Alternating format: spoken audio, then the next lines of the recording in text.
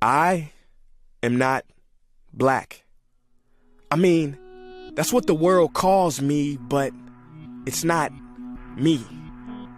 I didn't come out of my mother's womb saying, "Hey everybody, I'm black."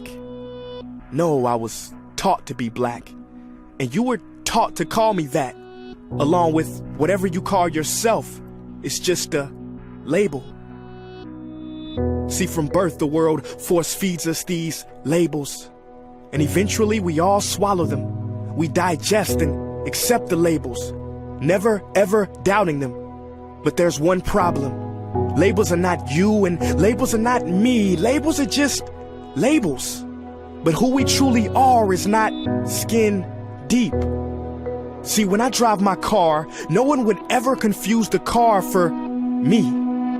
Well, when I drive my body, why do you confuse me for my body?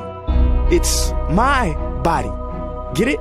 Not me. Let me break it down. See, our bodies are just cars that we operate and drive around. The dealership we call society decided to label mine the black edition, yours the Irish or white edition. And with no money down, 0% APR, and no test drive, we were forced to own these cars for the rest of our lives. Forgive me, but I fail to see the logic or pride in defining myself or judging another by the cars we drive. Because who we truly are is found inside. Listen, I'm not here to tell you how science has concluded that genetically we're all mixed and race in the human species doesn't exist, or how every historian knows that race was invented in the 15th century to divide people from each other and it has worked perfectly. No, I'm not here to lecture. I just want to ask one question. Who would you be if the world never gave you a label? Never gave you a box to check?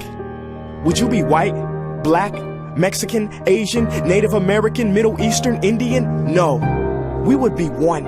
We would be together.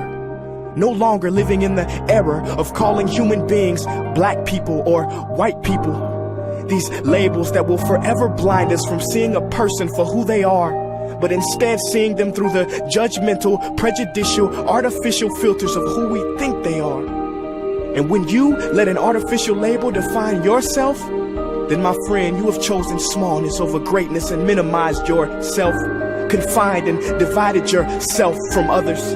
And it is an undeniable fact that where there is division, there will be conflict, and conflict starts wars. Therefore, every war has started over labels. It's always us versus them. So the answer to war, racism, sexism, and every other ism is so simple that every politician has missed it. It's the labels. We must rip them off. Isn't it funny how no baby is born racist, yet every baby cries when they hear the cries of another? No matter the gender, culture, or color, proving that deep down we were meant to connect and care for each other. That is our mission, and that is not my opinion. That is the truth. In a world that has sold us fiction, please listen, labels only distort our vision, which is why half of those watching this will dismiss it or feel resistance and conflicted. But just remember, so did the caterpillar before it broke through its shell and became the magnificent butterfly.